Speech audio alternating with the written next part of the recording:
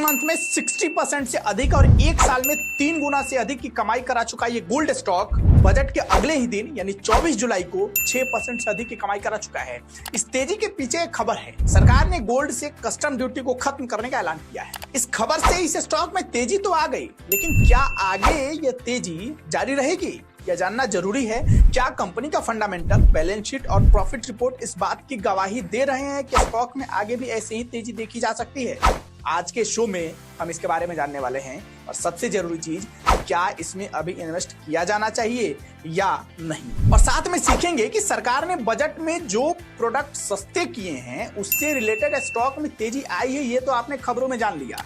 वो चाहे गोल्ड हो, लेदर हो या फार्मा, सीमेंट, इंफ्रा, कुछ भी, कोई भी सारे स्टॉक हो सकते हैं।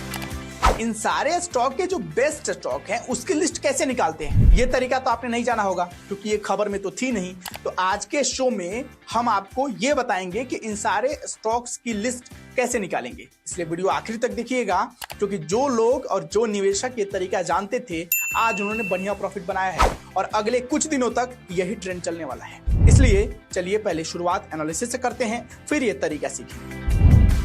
कंपनी का नाम है कल्याण ज्वेलर्स इंडिया लिमिटेड और काम जैसा कि नाम से क्लियर है, ज्वेलरी बेचना। उसमें गोल्ड, डायमंड, सिल्वर और प्लेटिनम से बने मेटल के जो प्रोडक्ट हैं वो कंपनी बेचती है। आपको तो पता ही है कि सरकार ने ना सिर्फ सोने चांदी ही नहीं, प्लेटिनम को भी सस्ता किया है। आप खुद देखिए ना, गोल्ड की कीमतों में पिछले एक साल में 20% से अधिक का उछाल आया है। वर्ल्ड गोल्ड काउंसिल ने अपनी रिपोर्ट में बताया था कि जनवरी से मार्च के बीच में गोल्ड की 136 टन डिमांड देखी गई थी। पता है, ये वो समय होता है जब इंडिया में शादियां होती हैं।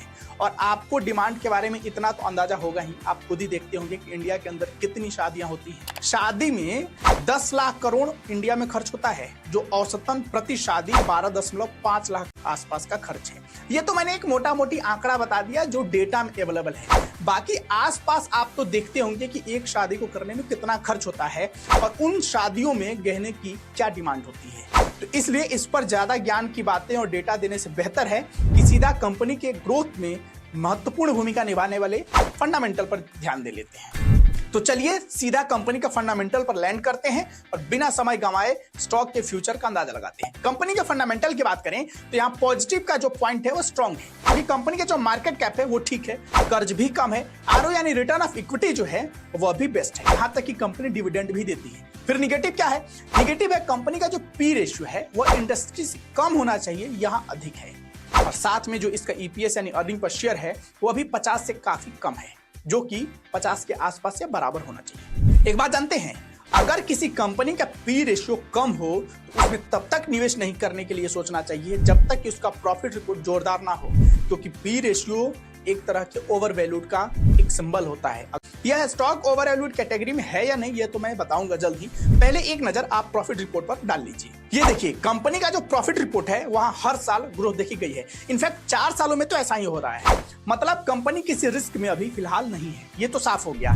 यही बात इसके बैलेंस शीट से भी साफ झलक रही है। यहाँ भी आपको कंपनी के रिजर्व और फिक्स्ड एसेट में बढ़ोतरी देखने को मिलेगी। मतलब कंपनी का जो बैलेंस शीट है वह कोई दिक्कत नहीं है। और शायद यही वजह है कि इसमें एक्सपर्ट निवेश करने की सलाह दे रहे हैं। लेकिन इसमें भी कोई संदेह नहीं किया जा सकता है कि यह स्टॉक थोड़ा ओवर वैल्यूड जोन में चला गया है। न्यूज की वजह से इसमें शॉर्ट टर्म में तेजी की गुंजाइश जरूर है, लेकिन लॉन्ग टर्म के बारे में एक बार आपको सोचना चाहिए। चलिए अब उन स्टॉक्स की लिस्ट निकालना सीखते हैं जो बजट में बूस्टर डोज के मुरीद हुए हैं। ये लिस्ट देख लीजिए, कौन से सेक्टर ट्रेंड में है उनका नाम है। अब इसे देखने के बाद आपको सबसे पहले सर्च बार पर जाना है और टाइप करना है इक्विटी मास्टर और सर्च कर लेना है। फिर इस पहली वाले लिंक पर क्लिक करना है। उसके बाद वेबसाइट जैसे ही ओपन हो मेन्यू के ऑप्शन पर चले जाना है, फिर स्टॉक स्क्रीनर वाले ऑप्शन पर टैप कर देना है। उसके बाद जो आपको नया पेज ओपन होगा उसमें सबसे ऊपर एक ऑप्शन मिलेगा जिस पर लिखा होगा की सेक्टर स्टॉक्स। उस पर क्लिक कर दें और अपने हिसाब से जो सेक्टर का डिटेल आप चाहते हैं उसे सिलेक्ट कर लीजिए। मैं सबसे पहले सीमेंट सेक्टर पर क्लिक कर देता हूं। ये देख रहे हैं मोस्टली स्टॉक में तेजी आई है। अगर आपको कोई दूसरा सेक्टर देखना है तो यहीं से बैक कर वो सेक्टर सेलेक्ट कर सकते हैं। चलिए एक बार दूसरा सेक्टर भी देख लेता हूं। मैं फुटवेयर पर क्लिक कर लेता हूं।